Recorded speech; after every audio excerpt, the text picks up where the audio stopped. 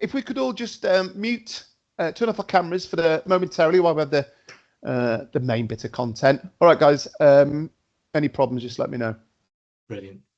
Thanks, Nick. So, thanks very much for joining us. Thanks to Nick for putting us on. First session as well, opening the week. So that's great. So we're here obviously because we think open source is really important. We think it's definitely part of the mix to help improve public services and bring the costs down to councils. So in this session, myself, Will, Finn and Aaron are going to be chatting through some things. A little bit about us, a little bit about our open source products, our journey, perhaps more importantly, how we work together, because we want it to be practically beneficial for you guys. The benefits of our open source community, hopefully some of you would like to come and get involved, how councils can get involved, and what we're up to. Before we launch in to our slide deck, we're going to ask a few questions of the audience, because Nick billed this as being an interactive session, so we wanted to oblige him. So here we go. If you could access Mentimeter for me, everybody, either on your phone. Tim? Yes. Are you showing your screen? Because I can't see it. You can't see it. Oh my word. Does anybody else see his screen? No. Let me stop sharing and start sharing again. Sorry.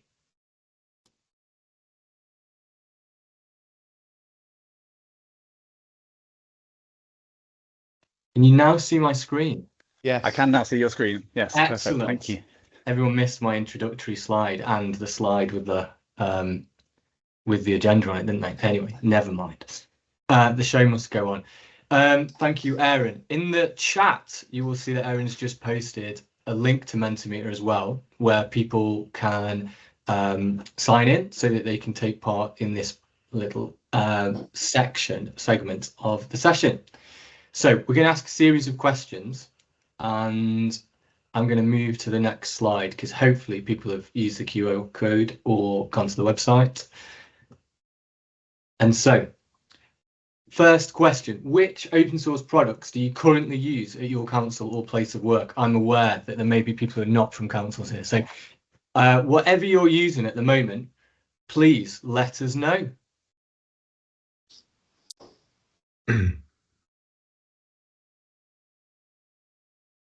Got a few answers already. LGD, Drupal in general, Linux, QGIS. What is QGIS? Would whoever has put that in, can they unmute their mic and tell us what it is?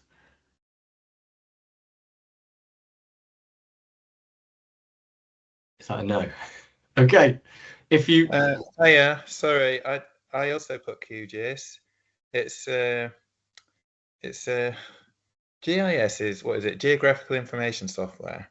It's basically what the spatial teams use, and it is also one of the world's leading open source projects with people all around the world contributing, much like Drupal really. They've got a foundation and all that kind of thing. Brilliant, thank you very much. Was that Joseph? Sorry, I can't see you. Yeah, that's me. Thanks very much. Where are you from, Joseph? Tower Hamlets. Tower Hamlets. Welcome, Joseph from Tower Hamlets. Thanks for that. Quarto, who's using that? Oh, that was me as well. Was it? It's a publishing platform. Mainly uses Pandoc behind the scenes. You can use it to make websites. You can use it to make academic sort of publications.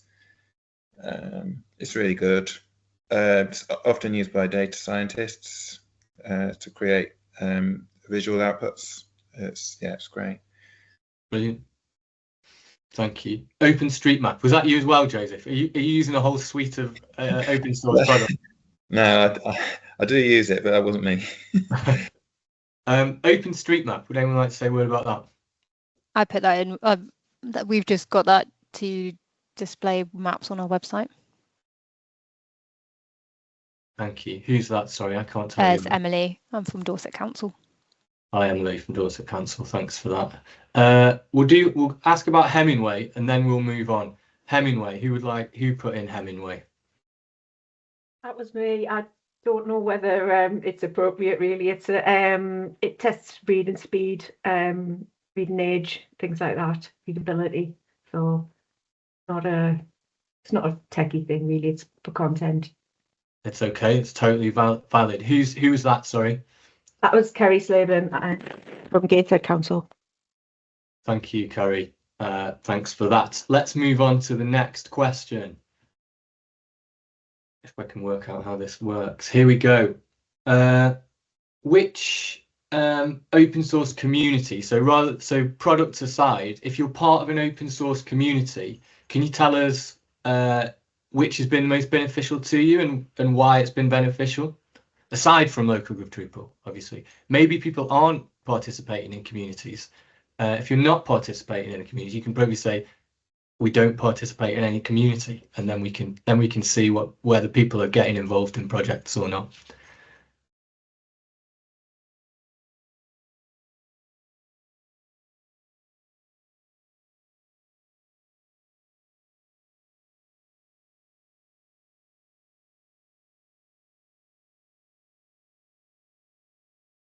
So a couple of don't participate. Assign free text to UPenn matcher. I don't know what that means. Who wrote that? Who would like to explain what that means? Oh, that was me again. I'll just put my camera on because I'm doing so much talking. Hiya. So Hiya.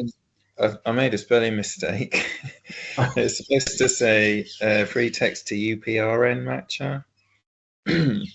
And some people here will probably use UPRN as its unique property reference, which you use to identify every single property in the UK. It's really useful for delivering services to households. It's a great way of making sure you've got the right place.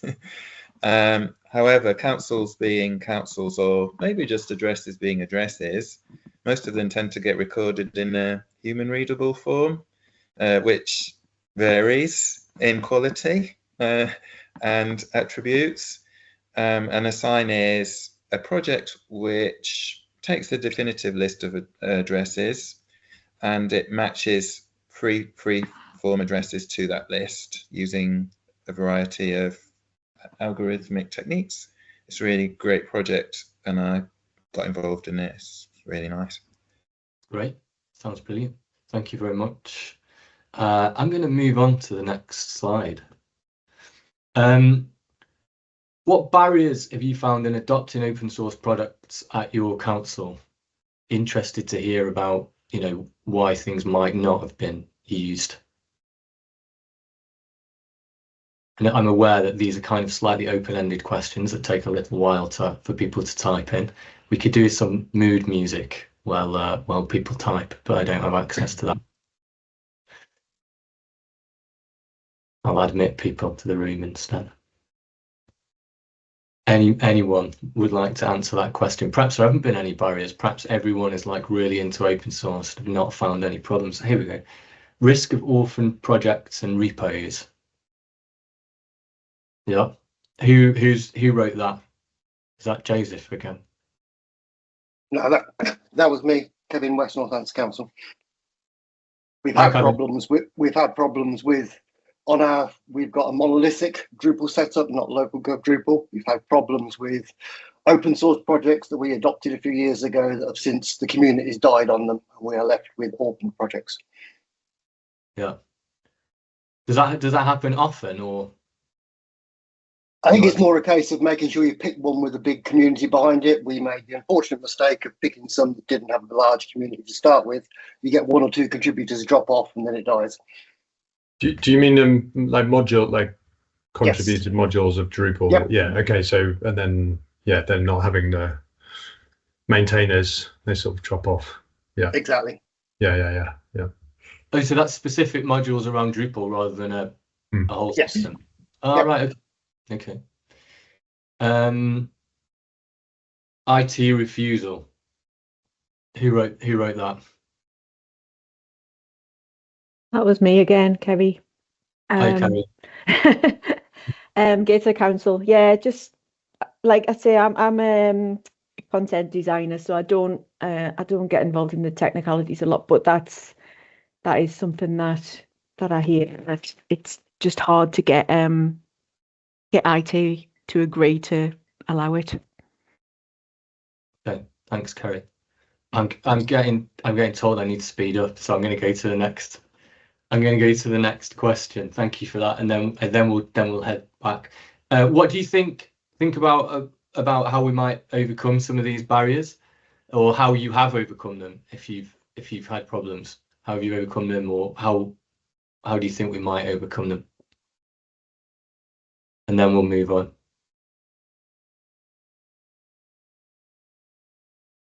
So I sing for the mood music while people type. No, I won't do that, don't worry.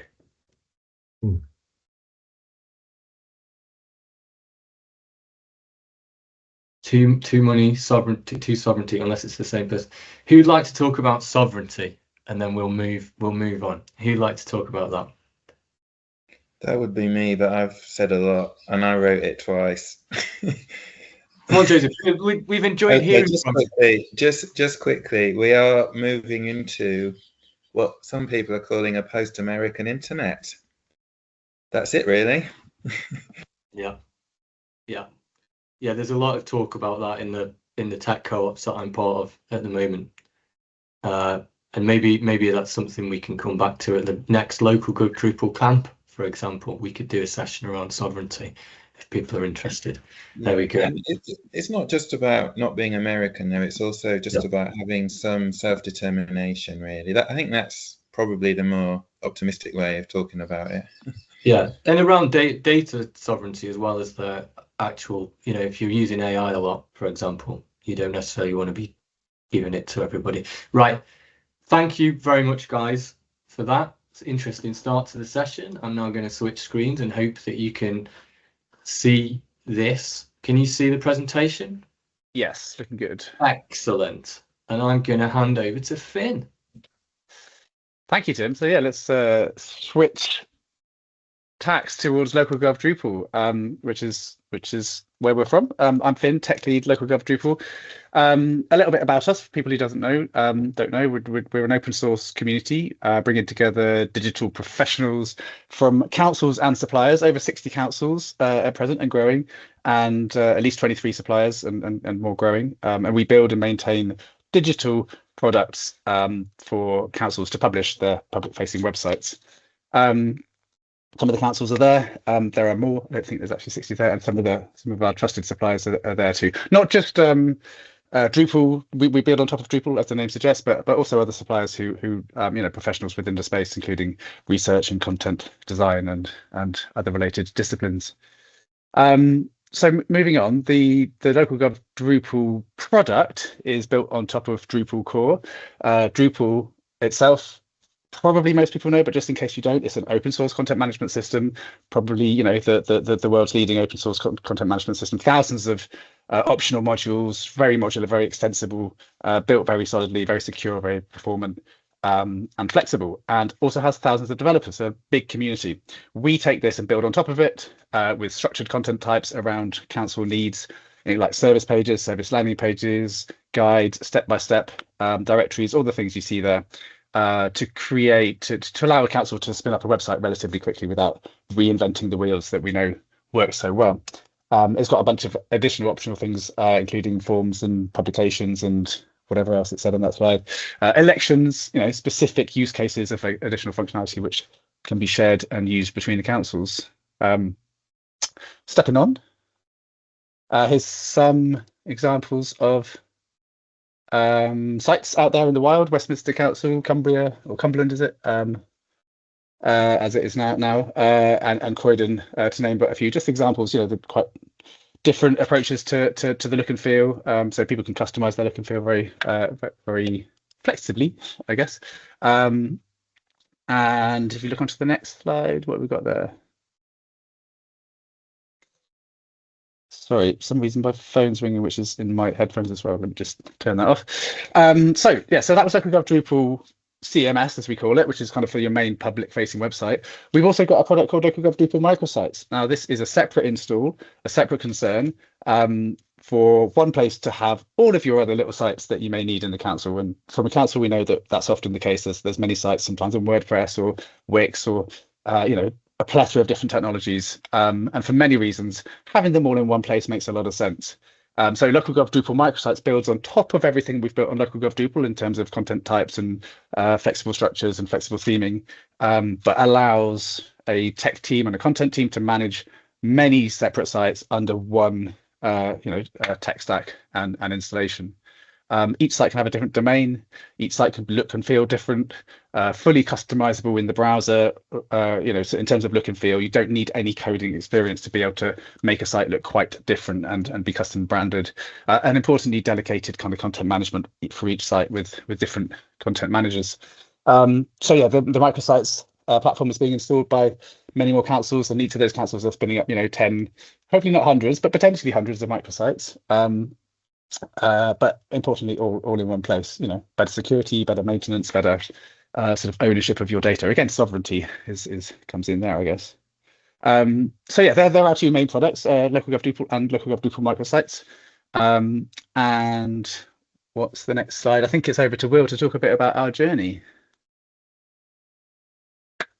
Thanks, Finn. Hi everyone. So I'm Will Callahan. I'm product lead for LocalGov Drupal. I think when we start talking to people about this, sometimes it feels a little bit overwhelming, like there's so much happening, or that other community projects think they need to develop all these assets and all these things and a massive community on day one. Well, I'm here to say we didn't start here with 60 councils and however many products and modules and so on. We actually started very small.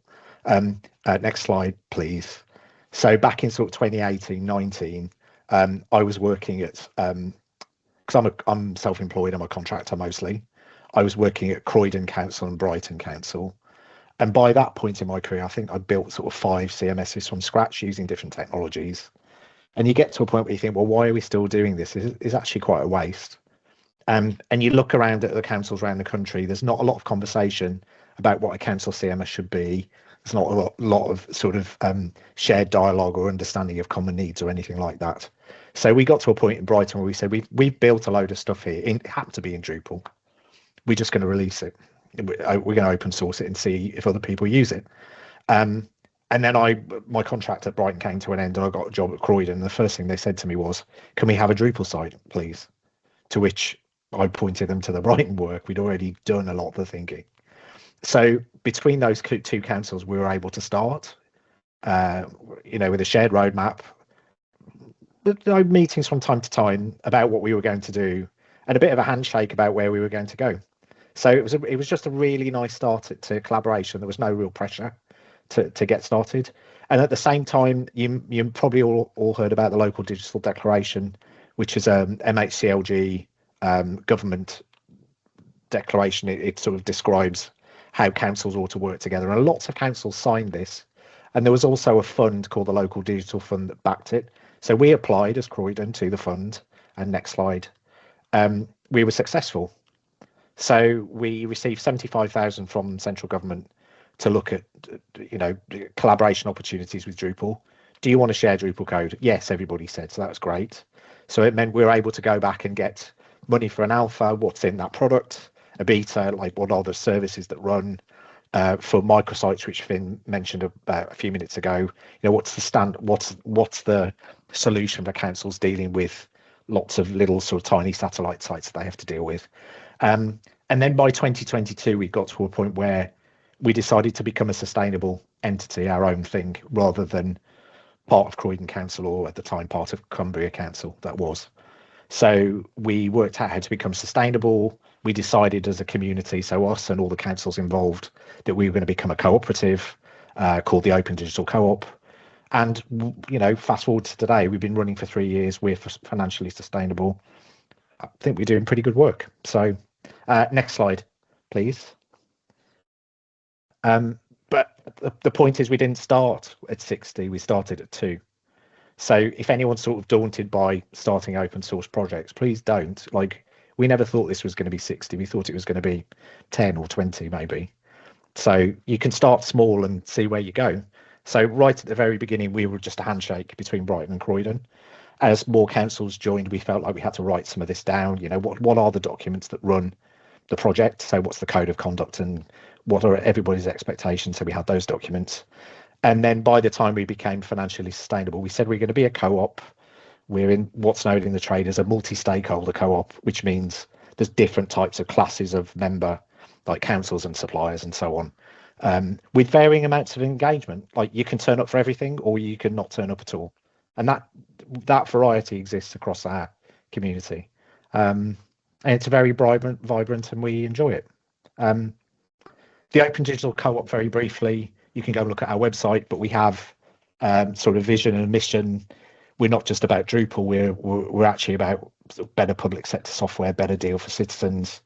We are reliant on subscriber payments from our members. Our members are councils and suppliers. So suppliers, Drupal suppliers that happen to be right now, have to pay an annual fee to be part of the co-op. And councils can voluntarily pay a fee to be part of the co-op. And most of our councils do pay. The amount that suppliers and councils pay is it's about 1,200 a year and 10,000 a year. And that puts money in the pot, which we spend on the product mostly. 70 to 80% goes directly on the product. The rest goes on our community events, encouraging contributions, that sort of thing. But as much money goes on the screen as possible. We run a very tight ship to make sure money is spent effectively. Next slide. Is this me, Finn, or you? I think it's me. Thanks, Will. So yeah, through the growth, and I think in no small part through the structure of Open Digital Cooperative to support this continued growth, we are seeing results. We're seeing that Drupal is now the #1 platform for main front-facing council websites. This is thanks to data from Colin Stunning at Digital Health Check, which we'll find a link there. Presumably, we're going to share the slides so people can have these links. But Colin every year or every 6 months reviews all the council websites, looks at the tech and reports on it. And Drupal is now out in front at 100, Jadu second, and then Baraka, which is another open source product, I believe, coming in third. So yeah, we're seeing open source winning in terms of distribution of council websites. This visualizes that same data. It was very satisfying to see just the strength of the size of the lead of Drupal and continuing to grow. Right, so be good to come back and look at this in coming years and hopefully continue to see this trend, because there is this real strength in numbers, right? This is part of the open source community. The more people do it, the more value we have that we're sharing with each other. So how we work together, I think, Aaron, are you going to take over here? Yeah, thanks, Ben. Yeah. So we've talked a bit about the products, which is obviously the sort of backbone of LocalGov Drupal. And around that, we've built up a community of our suppliers and also council staff of different disciplines. So one of the key focuses is on having an open backlog and a shared backlog of common needs. So we work in this is just a screenshot of our GitHub project at the moment, or we're sort of transitioning away from GitHub from a tech point of view, but we're still using it to manage the backlog. And it means that anyone can have a look and see what we're working on at any one time. We've got a mix of work. So there's obviously a lot of business as usual maintenance, support, updates and things that need to be applied. One of the big ones at the moment that Finn's been beavering away in the team is moving LocalGov Drupal from Drupal 10 to Drupal 11, so a sort of major version update. We can do that for all councils, and then the cost to those councils individually is massively reduced. And we have a lot of early adopter councils who are able to test for us, and those that have got in-house developers particularly. That'll be our third major upgrade, won't it, Aaron? So we did 8 to 9, I guess, with a couple of councils, 9 to 10. 10 to 11, so that's our third one. Yeah. And then we'll sort of convenes various product sessions to get input from councils on what we're going to be working on, sort of more in terms of additional features. I'll come on to how that's sort of split up in a minute. So we sort of do a mix of things, and so we run various. The community is sort of essentially made up of a series of regular events that we run. So Finn runs a couple of weekly tech spaces. So one is a tech drop-in for councils to just come in and ask a question and get support. That might be those at the very beginning of the journey, or those that are sort of triaging an issue that's come up that week, and anywhere in between, and also suppliers drop in as well. And then on a Tuesday, there's a sort of what's called Merge Tuesdays, which is much more about getting releases out for LocalGov Drupal. So bringing people together to sort of get those releases over the line. And then we run monthly meetups, which are mainly, so one community meetup, which is just bringing everyone together. We'll do demos and show and tells from around the community or new features. We might do one-off special topics like on various uses of AI, sustainability, and reducing your carbon footprint, that kind of thing. And then we have more specialist meetups, one for content designers and one for accessibility as well. And so that's generally led by participants and led by councils as to what they want to talk about and what they want to discuss. And we'll get people in to speak about various topics, mostly from councils, just sharing. So it's about building communities of practice. And then we have three annual events. So LocalGov Drupal Week, which is a series of online talks, Monday to Friday. And again, that's all just from open submissions from councils and suppliers. And then an in-person camp in the spring. And again, that's bringing together. So that nice picture there was the end of LocalGov Drupal camp in Westminster, which we had in July last year. We're going to do it a bit earlier because it was very hot. And then we're running our first developer-focused event, LocalGov Drupal Dev Days. So that's a 2-day event. The first day's series of talks, so specifically for developers, so getting a bit more technical. And then the second day is a contribution day. So reducing and removing the barriers to contribution. I think particularly for councils that have developers in-house, this is a big one. And we've seen quite a lot of developers now starting to contribute back to LocalGov Drupal in councils. And essentially they're fixing their problem, but they're fixing their problem in a way that helps everyone else. And so that might be applying a patch, a simple patch to a module, or it might be just fixing a bit of CSS, whatever. Anything up to much more complicated and complex issues. And then we run local Connect events around the country. So kind of bringing together groups of councils that are sort of clustered in a particular area. So we've got one in Nottinghamshire coming up, and then Essex later on. So we try and keep a sort of mix, and it's very much about building up that sense of community and identity, and then enabling councils to learn from each other and make connections separately. So we're just trying to convene those spaces.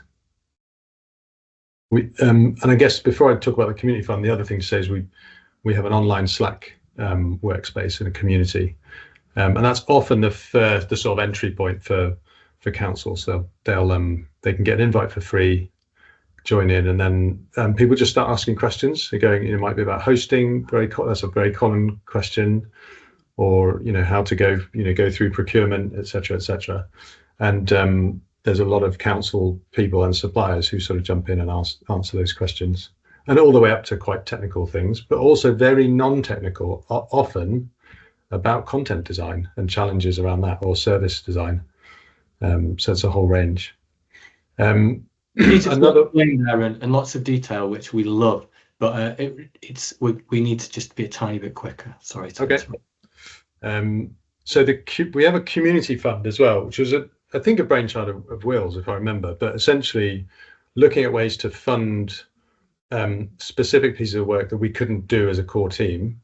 And so this is basically just council sort of funding a particular project or feature, and a supplier delivering it. So we've done various ones, publications and PDF importer. So that's around getting off PDFs. Elections has had another upgrade and going through another revamp in time for the May elections. Subsites are sort of extras, which is like just extending the original subsites feature, and then events having quite a big rewrite to be a lot more extensible and flexible. So all of these were funded by councils, and our job really is just to sort of a bit of hand-holding and then a bit of making sure that the documentation is there and it's able for people to download and just start using. And the last thing to say is there are also quite a lot of contributions from our suppliers that are just sort of happening in the process of their project work. So a whole sort of new multilingual feature set, which was delivered by Anatech, as they're based in Ireland, and so doing a lot of work with Irish councils, also their services as well. So there's a slight difference between Ireland and the UK, and that was also extended a bit more for Welsh councils. So those modules are sort of free and available to use. Accessibility audits and remediation work that sort of has to keep going and is ongoing. And then Big Blue Door are sponsoring a front-end developer, Mark Conroy, 2 days a week, have been since last year, I think. And that sort of massively boosted our core capacity. So we've got a sort of front-end specialist, and he's, Mark developed the base theme, and so having him available has been a big win. Anatech also, as our developer, they've added on extra days to the contract that they have with us, as do other suppliers as well. It's sort of part of their open source contribution. And that's a nice quote from Mark, who says how lovely it is. And I'll hand over to, which I think comes kind of just tying that all together, thinking about open source and why people come, and why they stay. There's that quote from the Drupal community, which is come for the code, stay for the community. And so the fact it's open source brings people in, and then you realize there's all these community benefits, all this collaboration, all this other stuff that's going on, which are events, Slack, collaboration on modules, contributing between each other, really kind of underlines those benefits, to which end the next slide has a few of those benefits listed on. If you can go to the next slide, please, Tim. So I tried to be subtle with it. So like collaboration, like I said, it doesn't happen overnight, as Will said, but the fact that it's open source inspires people to collaborate, allows people, facilitate, encourages that to happen. New features can be shared, as we just mentioned. Councils do save money. There's quite a lot of evidence around that. The lack of vendor lock-in is important, so that people can have multiple suppliers, or go from one supplier to another, or go from having a supplier to working in-house. There's no kind of licensing lock-in issues there. And then just the general support that we touched on around the community, in Slack, in meetings, in tech drop-ins. And that's within our community. But we are just a subset of the wider Drupal community. And so that connection to the wider Drupal community is actually really powerful as well. To which end, we go to other events. On Thursday this week in Brussels, there's Drupal for Gov.eu, which is sort of EU-wide Drupal use within government. We've got various people there talking about LocalGov Drupal. And so starting to collaborate, across borders. Also, the AI initiative in Drupal is growing. There's obviously lots of integration with AI across the board, but specifically in Drupal, and we're able to tap into that and bring that into our councils. So this, our community is growing and strong, but it's a subset of a bigger community, which again just brings more benefits and more power. I think the next slide is a bunch of quotes supporting some of that. It saved us about £100,000. That's pretty cool. The anecdotal, but there is evidence of significant money saving or better value for money spent, essentially. But again, quotes there around the community and the pool of knowledge. We mentioned content designers, being able to talk to other people. Often in the council, you're one person doing one discipline. As soon as you're connected with other councils, you can share notes, ask questions, and we can all learn quicker. So, how do councils get started? Well, as Aaron's already mentioned, the Slack channel, the Slack community is a great place to start. It's free for any councils to join. So there's a link at the end of these slides, and we can share the link. Encourage any council who's interested to join our Slack, ask questions, and jump into the LocalGov Drupal community. But then thinking about how councils have built over time. Next slide is Drupal.org. This is where all of our code is hosted. You can go to Drupal.org/project/localgov and follow instructions to install LocalGov Drupal. Anyone can do it. It's open source, as long as you've got some development resources on your machine to run Drupal code.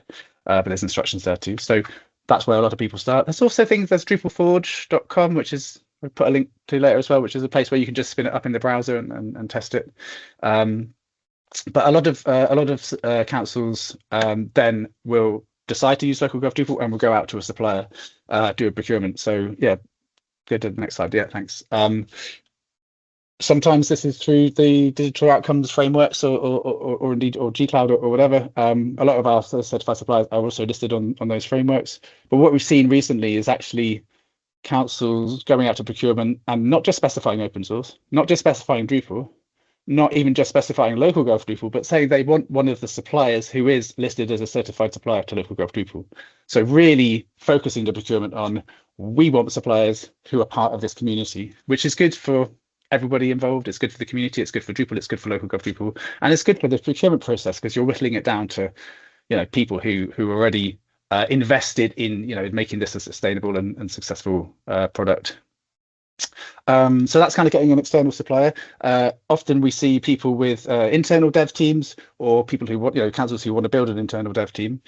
Sometimes they start with an external supplier and then start to build in their resource. Sometimes they've got developers in-house who they need to retrain towards Drupal, or a mixture in between. So the sort of long-term trend, I think, is looking towards having in-house dev teams who are literate with Drupal and able to kind of continue to support and maintain the sites. But there's obviously suppliers involved as well where and when needed. So many routes into it, but if anyone's new out there, come join our Slack, I think is the first place. So Will, what's coming next?